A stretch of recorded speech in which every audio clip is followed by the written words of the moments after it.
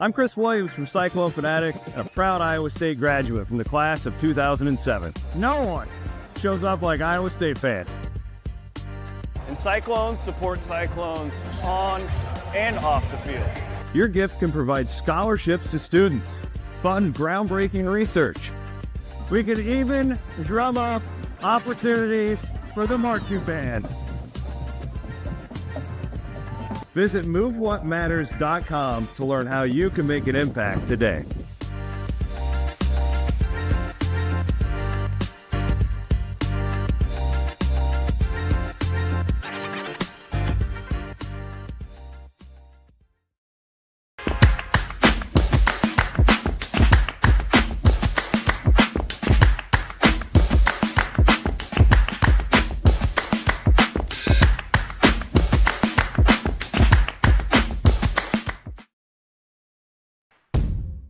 Chris Williams, Brent Blum. From the Northwest Bank Studios, it's Williams and Blum, presented by Mechdyne, on the Cyclone Fanatic Podcast Network.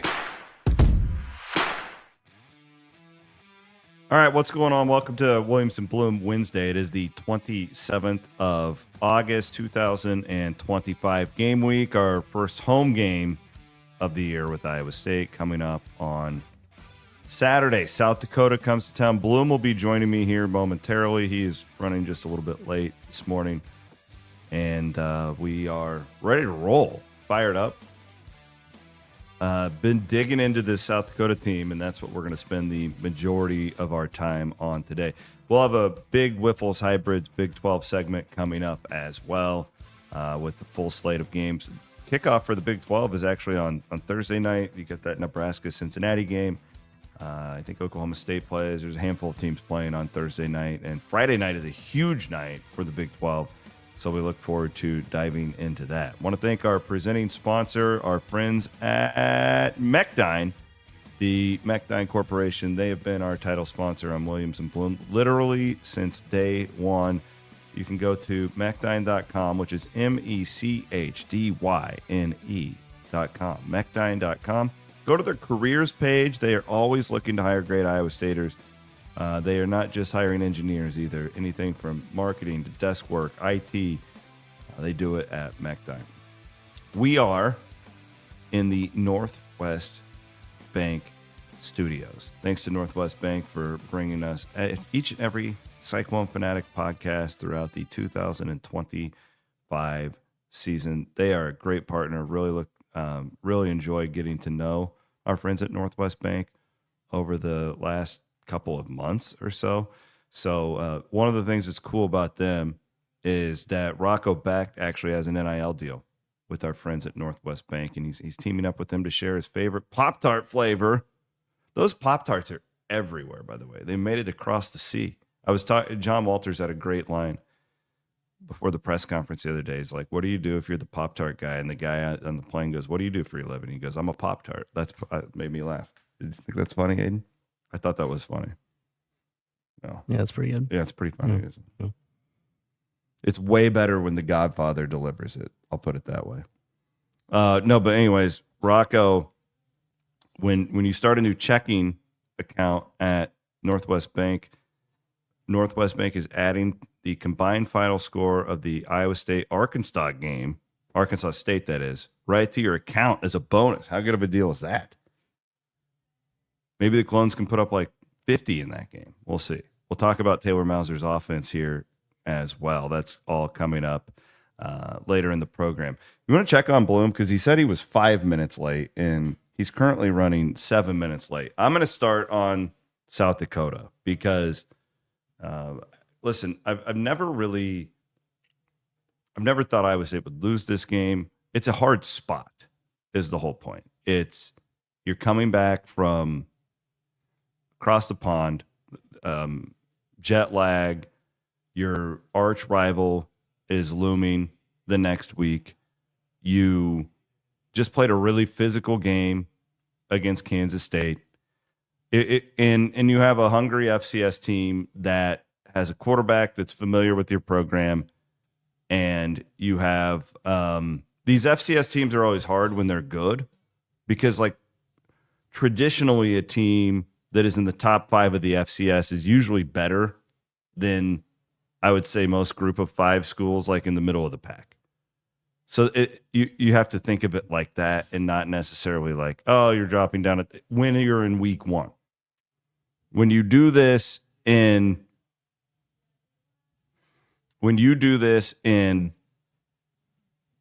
November, like you do, like when the SEC does this, it is a different situation because they're all beat down.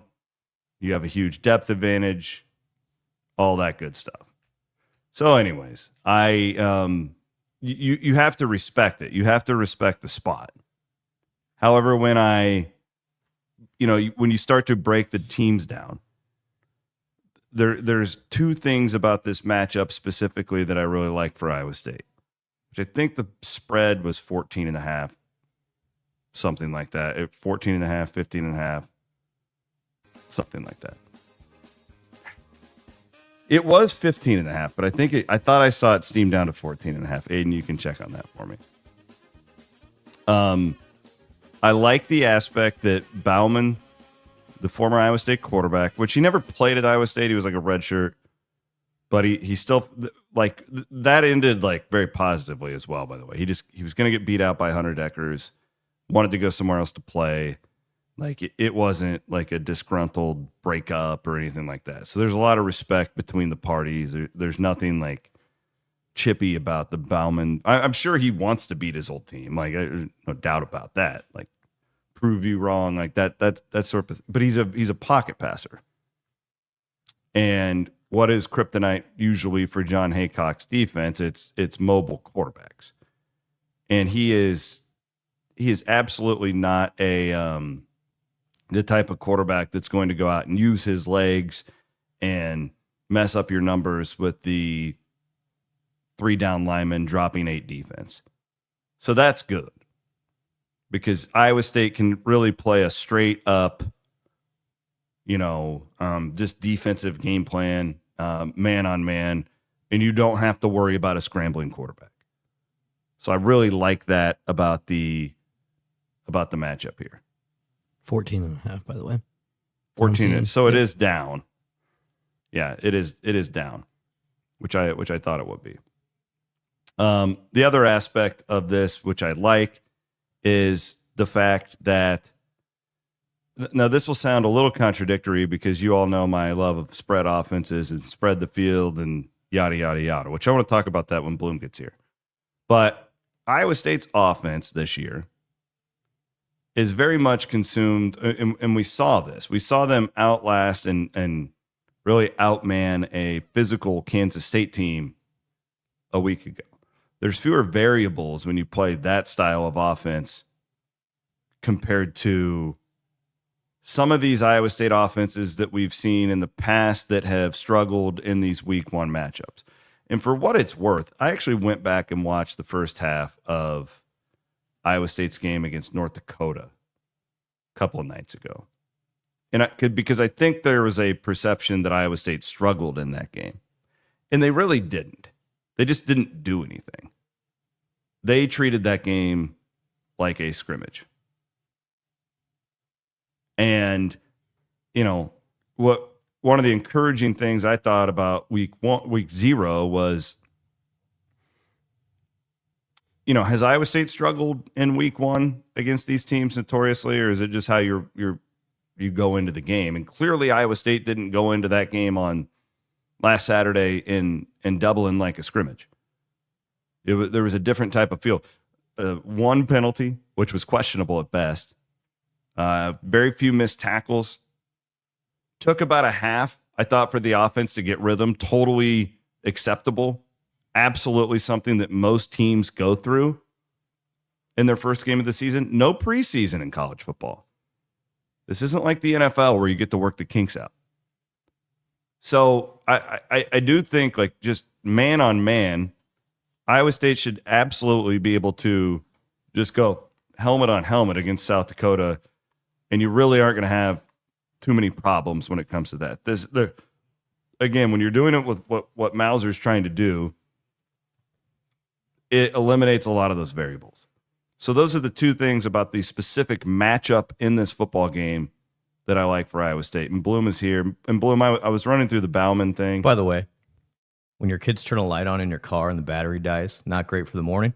You had a dead battery? I had a dead battery this morning. Sorry, team. Oh, that sucks. Yeah, had to get a jump. So I'm Who jumped you? My wife, thankfully. Thankfully, she was home. So, apologies. I was say, I'm surprised you knew how to jump it. To be honest with you. That's one thing I do know how to do. My skills are limited. I can jump a car. No, I was running through the matchup. Yeah. I didn't realize how stationary of a quarterback that is. It Bowman or Bauman? Bowman. I've been mispronounced. It's Bowman. Aiden Bowman. His dad played for the Vikings. Yes. I like that. And then there's just, if I had to, this isn't a gambling podcast, but this feels like a first half under.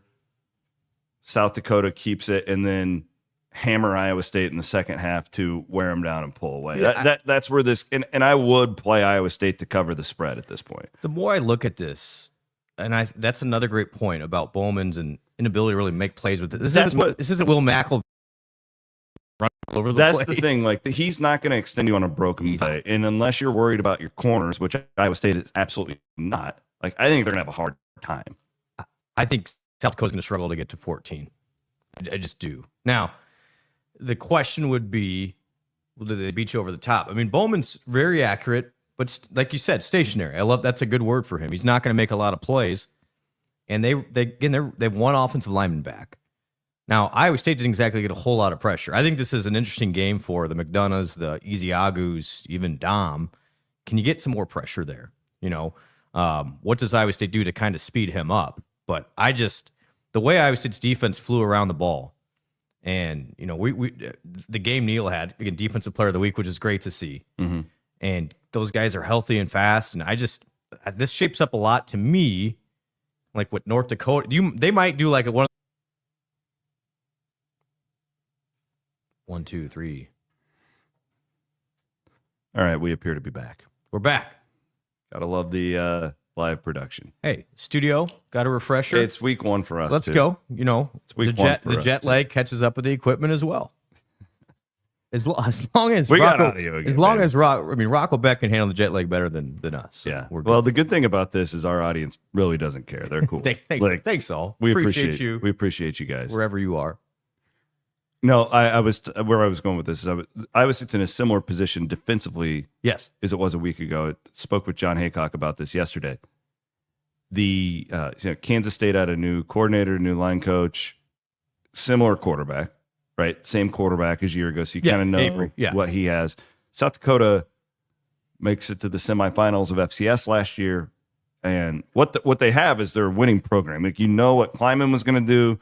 You know what South Dakota's going to do, but they do have a new coordinator and a ton of new starters, and you're building it around a quarterback. So it's like you kind of have an idea, but they could throw in experienced quarterback. You could do a lot of different things too. So you kind of go into the game a little bit blind. So yeah, I'm with you. Like, I wouldn't be shocked if South Dakota moves the ball on the first possession or two. A surprise or two. Yeah. And I think that's the big question mark, and Iowa State actually ran into it against K-State's defense.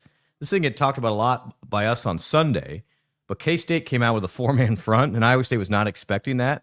That was a big reason why, including the weather conditions, why Iowa State was really slow to start offensively. It was a brand new look. And what Matt said at halftime, he referenced this on the coaches show last night as well, was credit the staff for making adjustments. And that's the beauty of the continuity of the staff, is they went in, you only have 10 minutes to figure something out, and those guys made a game plan, changed things up. And then the second half was as good of Iowa State's offense could look.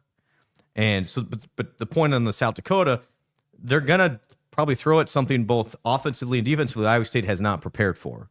That's the beauty of if you haven't played a game, or South Dakota's going to have a pretty good idea what Iowa State's going to do. That's the advantage South Dakota would have in this matchup. But you hope, as the Big 12 team, with all that returning experience, a lot of newcomers for South Dakota, that again, I think you nailed it. The first half could be a little bit slow going. Yeah. And then Iowa State just leans on them, and then hopefully puts it away in the fourth quarter. You're able to get some more rest. Because I'm telling you,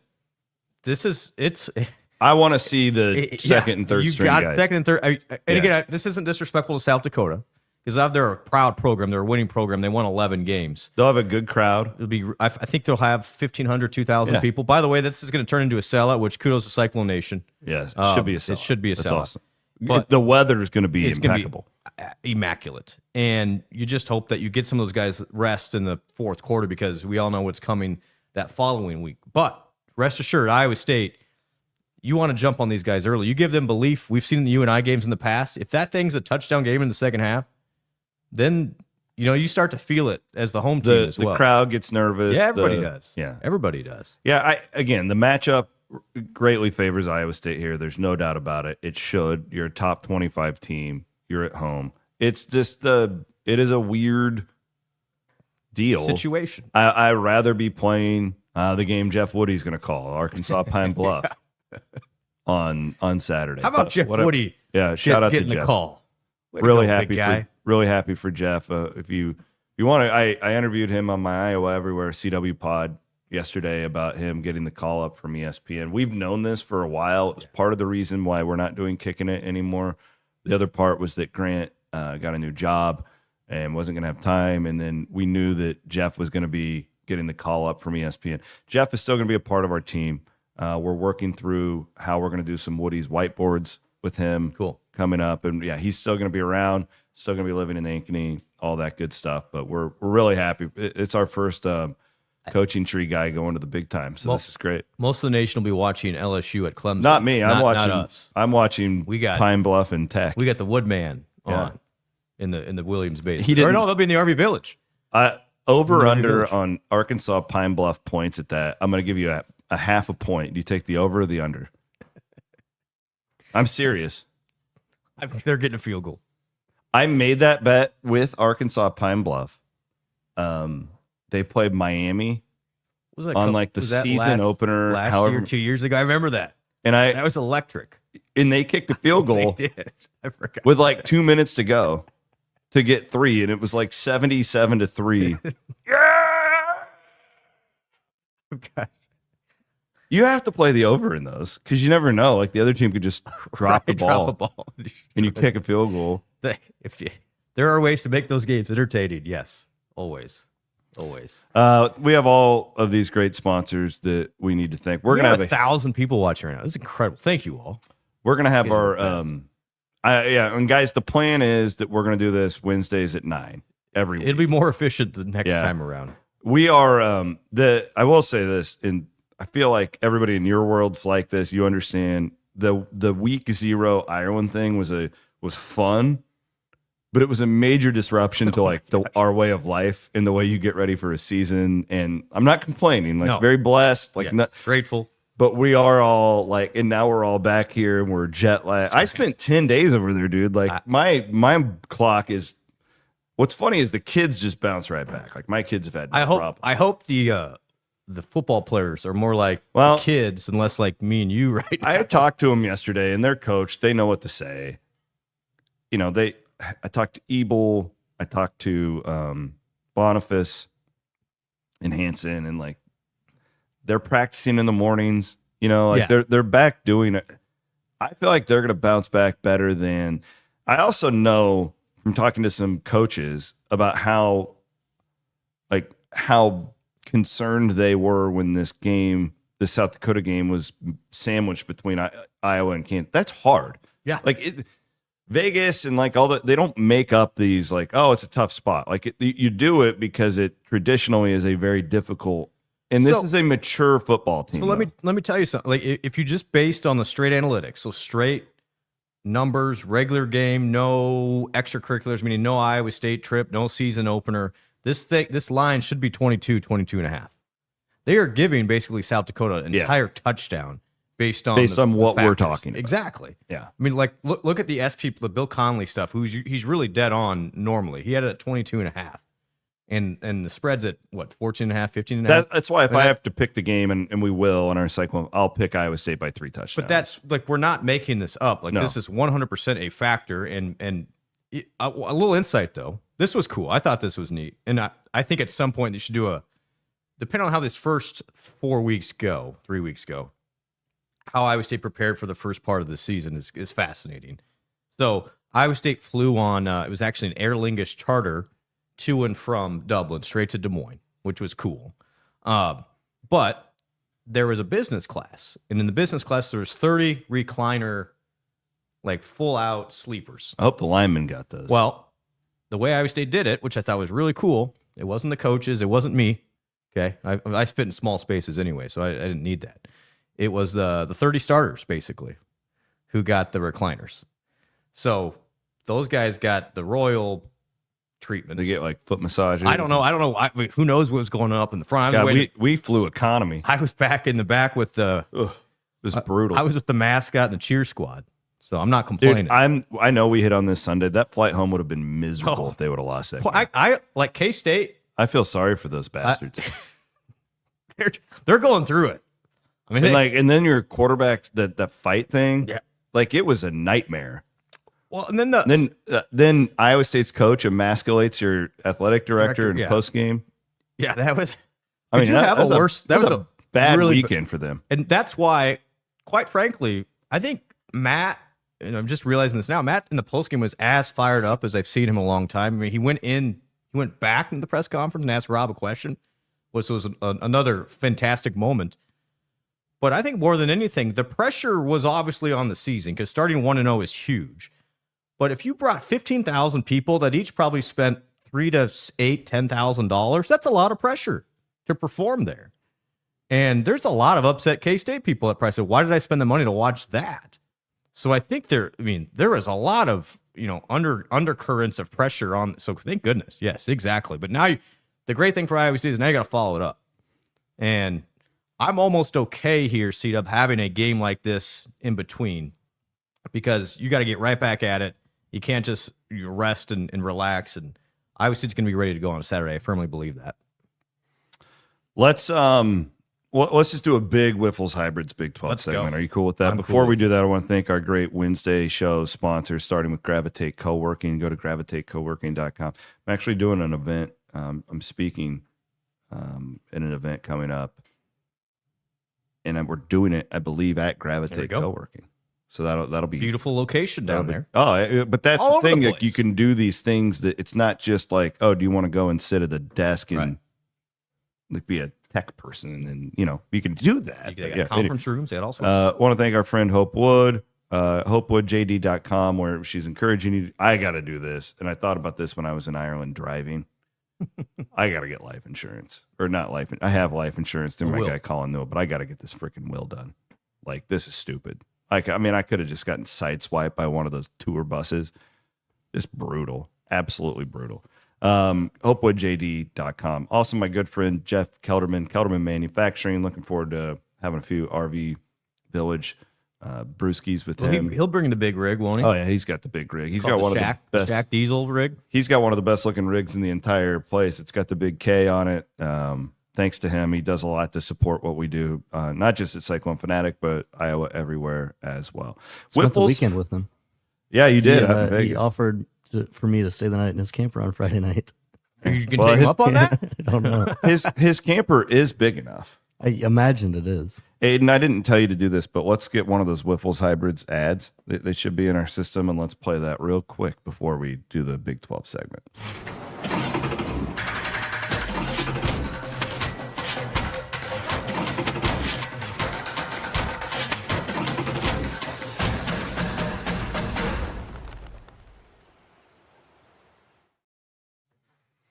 All right, welcome back. Major weekend of Big 12. This is a fun week one for everybody.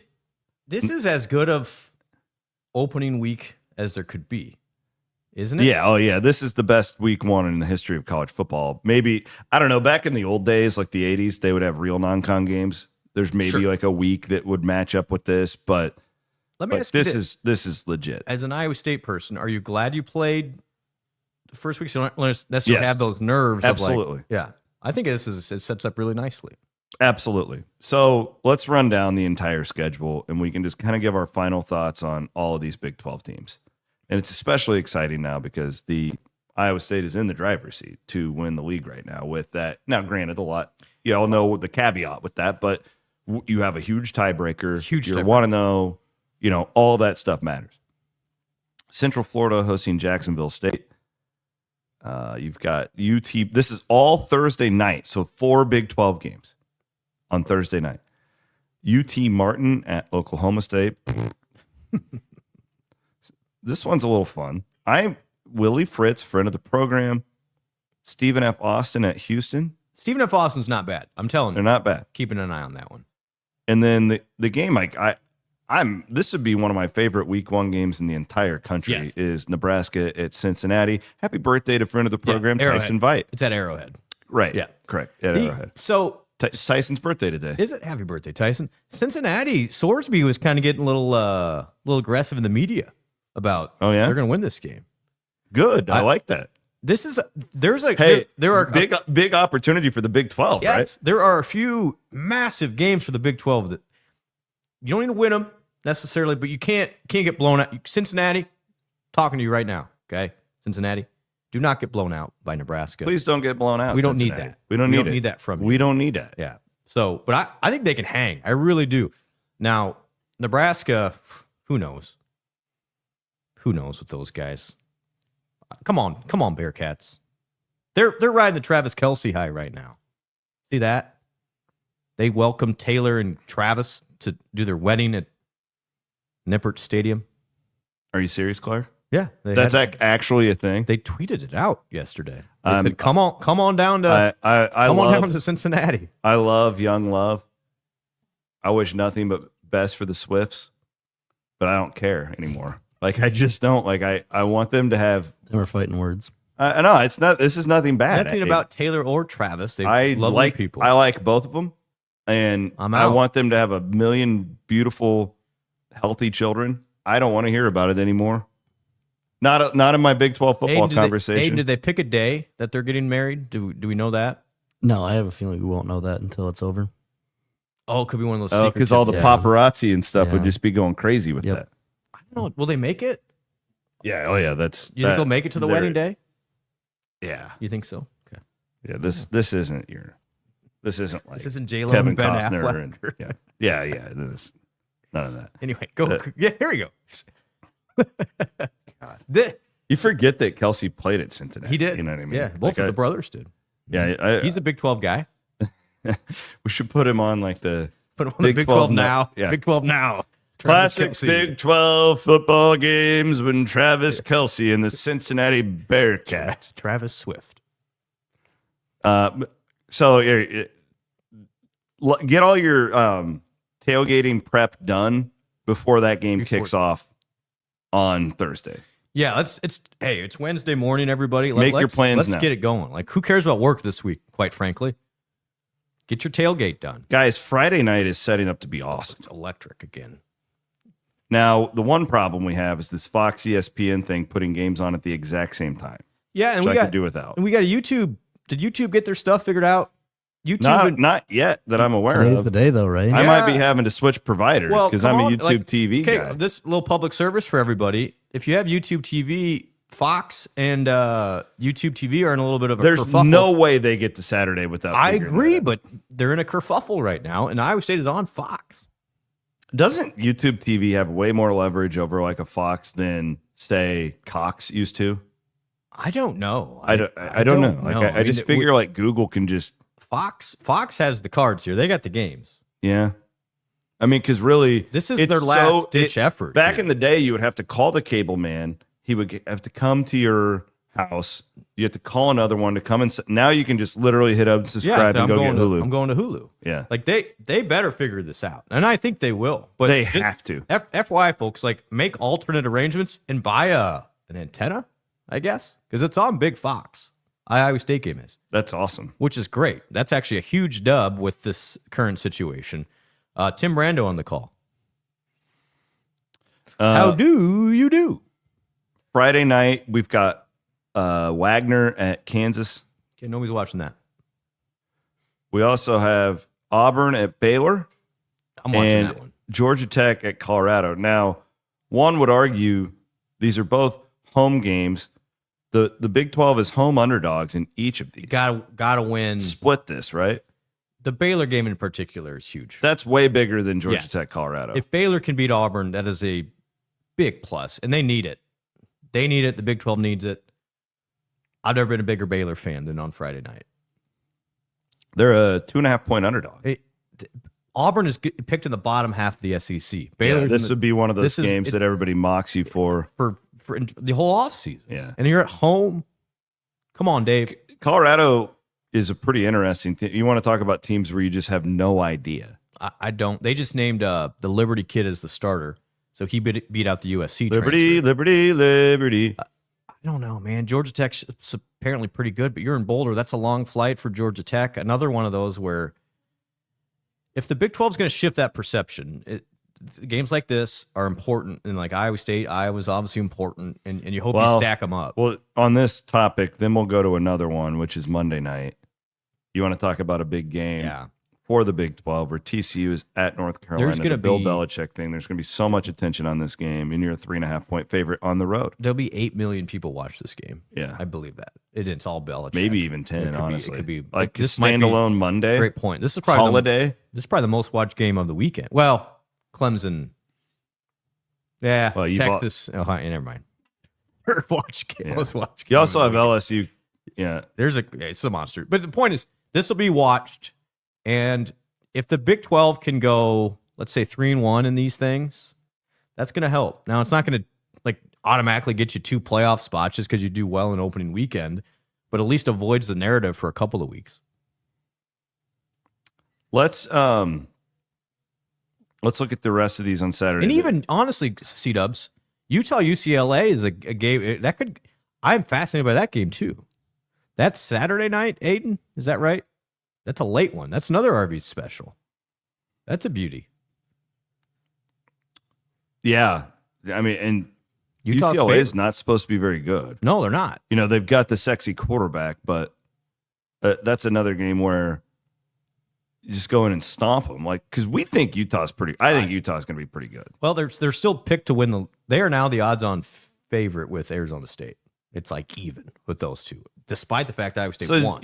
Point is, you can't drop this game Yes, that's exactly what it is. against a below-average Big Ten Ten team. So opportunity week statement weekend It could be is. made here by the Big 12 conference. Need you guys. The rest of these games are pretty blah. Yeah. Robert Morris, West Virginia. You've got, of course, Iowa State, South Dakota. Got North Dakota at Kansas State. We'll be interested to see how Kansas State bounces back in that one. For sure. Fully expect them to take care of business as a 25-point favorite, but it hasn't been the peachiest week for them. No. Do we even want to get into the Farmageddon stuff? Did you catch that yesterday on the internet? Yeah. I mean, I'm going to be honest with you. I'm so focused on the games that I don't really want to look back at that too much, but I know that the fans probably do. Listen, yeah, I'll just tell you where my opinion. I give you my opinion. Yeah. Not that anybody cares what I have to think. I would love to play K-State every year. Yeah, I would too. I think college football, you should protect as many. Did you see the tweet I traditions. put out earlier? No. You were probably jumping. probably I wrote jumping in out. my car. Let me read this to you. Okay. I said, I've been working on this Iowa State, Kansas State protected, non-protected rivalry Yeah. thing. For what it's worth, I absolutely wish it was protected. Games like this are what make college football great. I love this game. The fan bases are mirrors of one another. It's perfect. However, I'm guessing that it isn't because of, at this point, the Big 12 only has 4 games in which it protects. Kansas, Kansas State, Arizona, Arizona State, Utah, BYU, TCU, Baylor. Leaves 8 Big 12 schools without a protected rival. If you protect Iowa State, Kansas State, the Wildcats would have 2 compared to 0 by the majority of the league. The other problem is that with these huge leagues, especially ones like the Big 12 with so many newcomers, there just isn't a lot of history amongst these programs. Yeah. Could they change the system to make it better? Of course. But my hunch is that this is the reason why at this point it's not protected.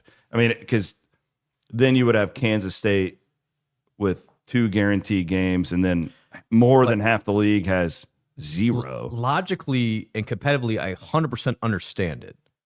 Sometimes the competitiveness of the coaches and the administrators get in conflict with what's the best for the fans. Correct. And- Which is like really the history of college football. Like, look at the last 20 years of this sport. Like, that has been the Dead story. on. Again, 2 things can be true we've gotten so much into the, well, is that fair or not fair for me to win games as the coach because I don't want to get fired, and me as the AD, I don't want to get fired, to, well, what's really best for the sport and the fans? And losing the longest standing rivalry when a Big 12 that doesn't have a lot of tradition as it is anyway, I don't think that helps that cause. But I absolutely understand, listen, if I'm Iowa State, I'm trying to win games. I don't want to play K-State necessarily every single year when I can play UCF instead. You know what I mean? Like, K-State's always good from a competitive standpoint. I've seen a lot of this from fans, and the whole name Farmageddon thing is a whole other story. Like, that's another deal. That's a different conversation. But like, I don't know if Iowa State and Kansas State can actually control this protected, non-protected thing. Well, I'm sure that they would have insight, like at the league meetings, but I don't think it's not their decision. At some point, I'm glad this conversation is happening. This is absolutely healthy. Because I think it proves to, even in the Big 12, and again, the TV ratings came out yesterday, and there are 4 million people that watched, which is phenomenal. It would be the second highest rated Iowa State game in the past 2 years. And obviously you didn't even have the game day lead in, really. You know, they weren't on site there. Great numbers. We just, as an industry, we got to start giving the fans a little bit more here. Like, I know we're so worried about competitive and, how do we make the playoff and how do we get wins and losses? If we keep taking away the fun of the deal, I'm saying the fun as in the game itself, the name, the organic stuff, and we turn everything into, is it fair or not to appease the TV networks, you just kind of, the fans keep getting the raw end of the deal here. And I just think as an industry, college sports needs to realize, hey, what is best for the fan? And fun things like Farmageddon, let's try and keep those things. Yeah, let's try and keep the Holy War. Let's try and keep, and I'm not blaming anybody. I just think you just get so caught up, and I understand it, because the last thing you want to do if you're an AD is like have your coach mad because you have to play really difficult games every year, and all these other schools get the layups. Well, I just think the easy thing to do and the is just do like what the Big Ten and the SEC do, and you protect a couple of games per protect the most emotional ones. Don't do too many, which is fine. But that's gonna be an equitable. But then I know, but their leagues are already completely unbalanced. I agree with that. Like when you have 16 teams, it can't be a balanced schedule. There's no way to do it. That is a fact. This is not the NFL. And listen, we can't even get it right between conferences. Who's going to play equal amount of conference games? The system is just screwed up big time. But at the end of the day, if you can get an easy win, like playing this game every year, I think you take the layup and you play the game. I really do. And I don't know if that's fixable. What is it? Next year they'll play, but then 27 they won't play as it is scheduled.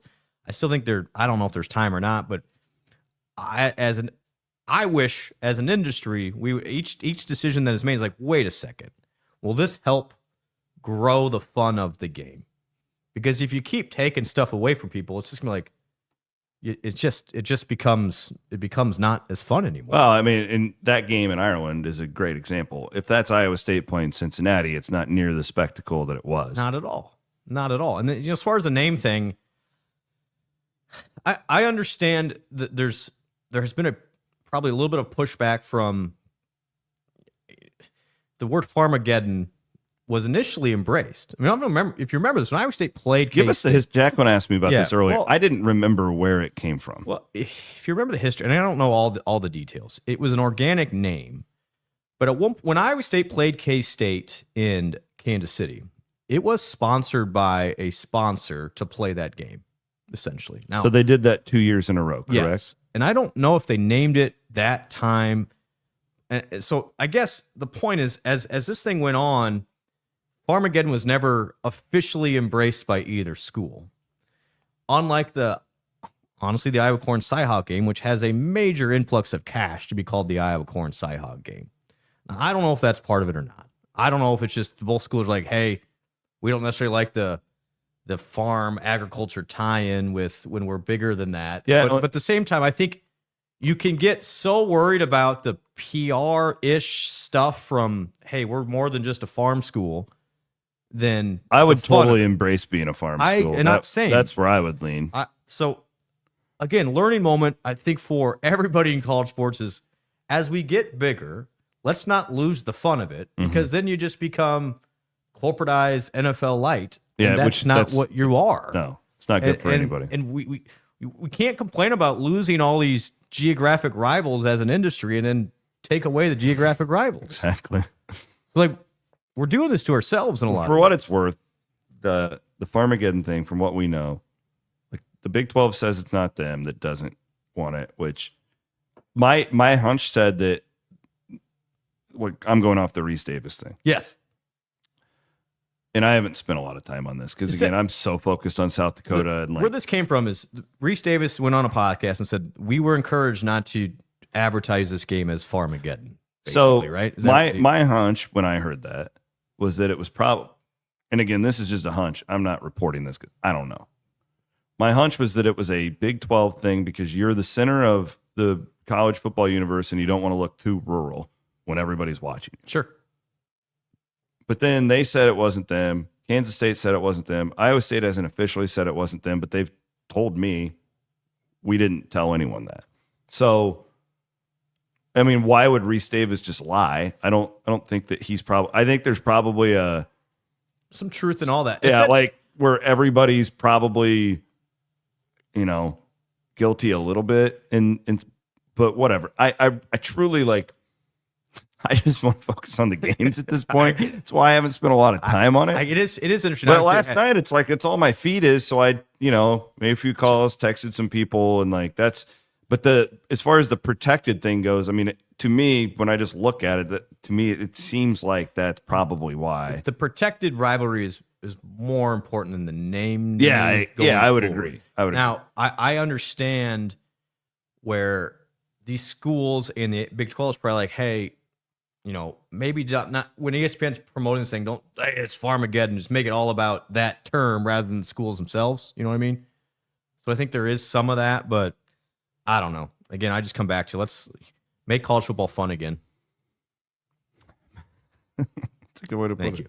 You know what's fun is just winning. Yeah, winning is fun. That was the goes out and wins by 30 on Saturday. We're not going to care. That is what sucks about this. If you're Iowa State, because now the conversation has turned into the like term, all this like positive, and now everybody's not Rocco crushing it. Speaking of that, Jake Bryn put together this cool thing for our premium subscribers, and I didn't even know this was possible.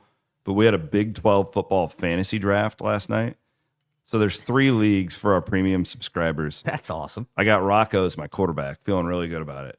My first pick in the draft, I had the 7th pick. I went with Carson Hansen. I think he's going to be a touchdown machine.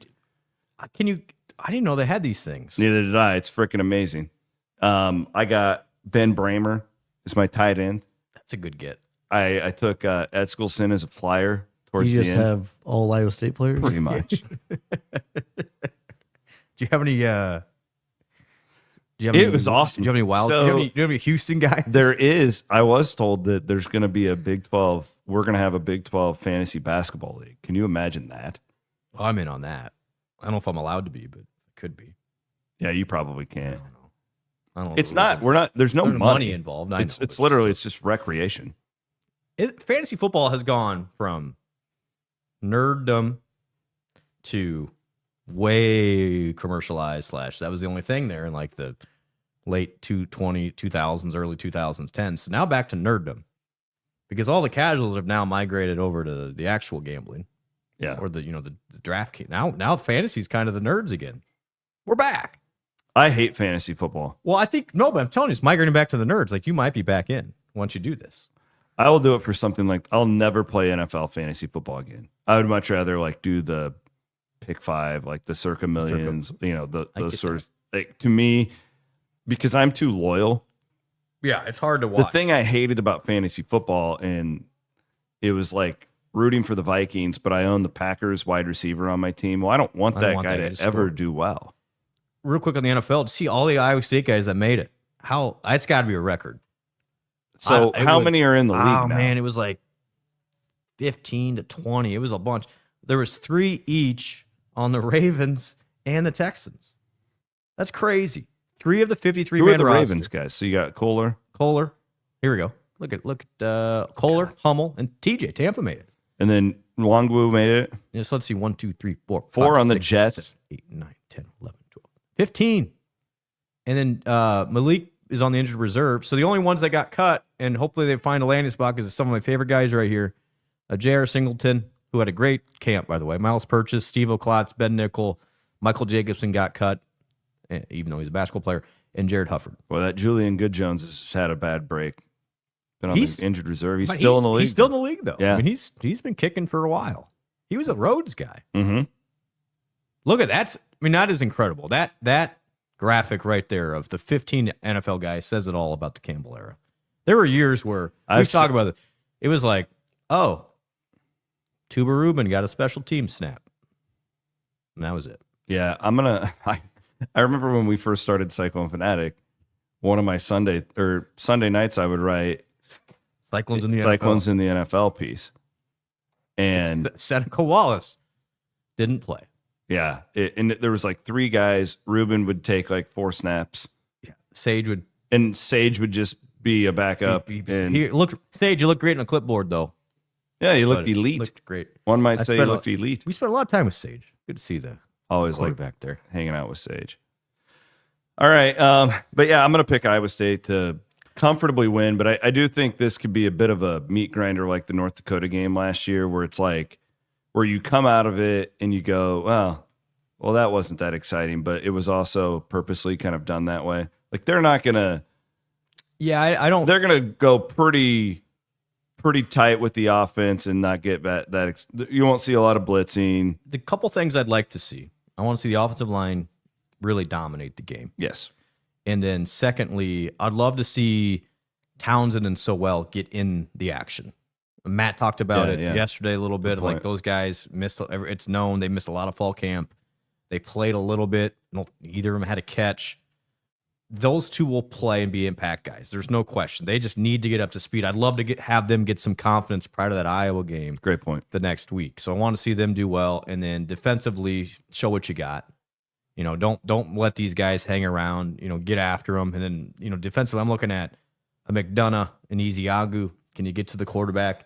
Get a couple tackles for loss. I wouldn't mind even being in a spot where Dom Orange can just sit the entire second half. He played.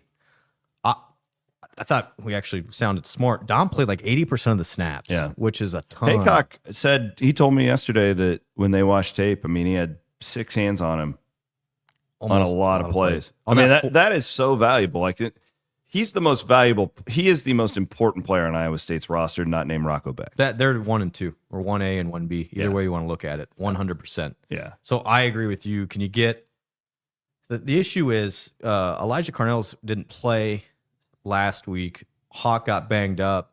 I mean, there's some issues now, I think, at that defensive line. That's why in Orange's significance is even more. Exactly. And then they're not hurt, but they're a little banged up there. I want Dom to, if we can beat Dom just playing the first half, that would be great. Again, if you need him, you need him. This is not a shot at South Dakota. I respect those guys. They're going to come in. They're going to want to win. They're going to play hard. They're going to expect to win.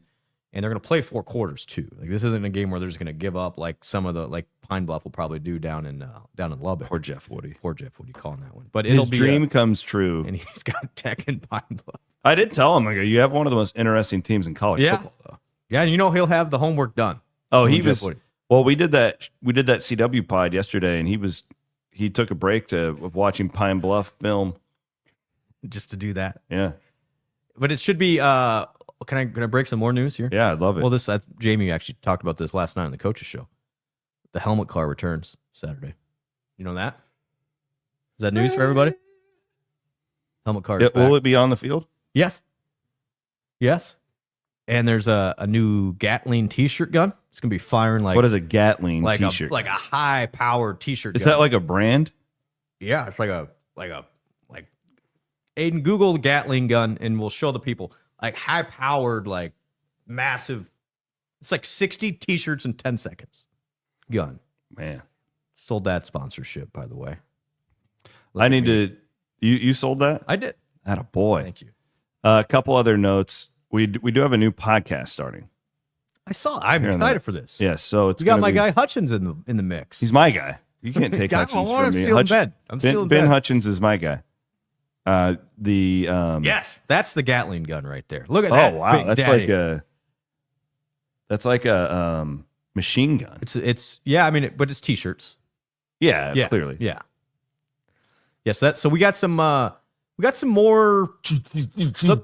goal is, and again, I please, because I'm now kind of real quick on the game day stuff. If you have feedback on, so we're trying to make those timeouts a little more interesting. Quite candidly, trying to help out the people. Well, they just need to keep playing that trumpet song. Bring the trumpet back, Nathan. If you're listening, that's the key. Well, give there's me a lot of timeouts. So you have your work cut out. Give me for you. feedback, because I'm not like in the day to day, but I'm kind of now more in the umbrella. You got their ear. I'm in the umbrella now. So if you have feedback on what you'd like to see on certain stuff, like let me know, and then heck, maybe we can get a sponsor and make Iowa State some money. Yeah, that's what it's gonna be. Yeah. So Ben Hutchins, Jake Brand, and Rob Gray, the Beat Reporters podcast. Really simple name. I like that. Yeah. So what we're the idea with this is nuts and bolts. It's like the old sports reporters. Yes, we're homage to the boys. Yeah. Yep. But I really like Ben. He sits next to me at Hilton. He's my press row buddy, and I think that he's a better guy than he is reporter, which is saying a lot because he's an amazing reporter. Young reporter. And so I think people will really enjoy his personality and getting to know him. So that will start today. Those guys start that show today. It's kind of replacing what Kicking It was. Again, Jeff's still going to be in our ecosystem. We don't know exactly where and how many games he's going to be doing for ESPN, but he is going to be doing like film breakdowns and stuff like that. He's not going anywhere. And we're also, don't forget all of our pregame, halftime, and postgame shows every game day. Leah Nelson will be back this week, not for pregame. She is still in Ireland. Leah gets back tomorrow, but she'll be with me halftime and postgame as we break everything down. And also remember to watch after the game. So Jake's role, it's different. We've taken a guy out of the press box and put him on the field. Yeah. So he's shooting highlights, like video highlights. And I hung out with Jake on the field. Man, that guy's a grinder. Yeah, he does a really good job. And it gives you a different vantage point when you can see a game full of the highlights compared to what you see on television or even in the stands. So we are continuing to evolve, or at least try to, here at Cyclone Fanatic, and we appreciate all of you guys consuming the content, feedback, supporting their sponsors. And feedback is always great. Yeah, I mean, for CF, honestly, like let me know on the game day stuff, and the Daily Clone has been doing very well. Huge numbers. I was at the press conferences yesterday. So I know everything that everyone said, but I was walking my dog and I listened to Jake's Daily Clone. It's like a 5-minute piece, and it was like, that's really well done. Like that's just literally what you need to know that day on the Cyclones. And we're trying to keep these things condensed. Yep. This is an hour podcast, which is great for people who want that, but not everybody wants a full hour of, we want to keep it to the nitty gritty. So thank you. We appreciate Northwest Bank. We appreciate our friends at Mechdyne. Aiden Wyatt produces the show here on Wednesdays as well. And we'll get back at it. We'll see y'all at Jack Trice Stadium on Saturday. Yeah, see you in the RV Village, everybody. Hey, if you want to stop by, open invitation to come to my RV Village. I swear to you. You do not have an open invitation to come to mine. I'll post it on my social. I'll meet you guys over at Brent's. I won't tell them where you are. I'm just kidding. Kind of. Love you all. Cheers. Have a great rest of your week.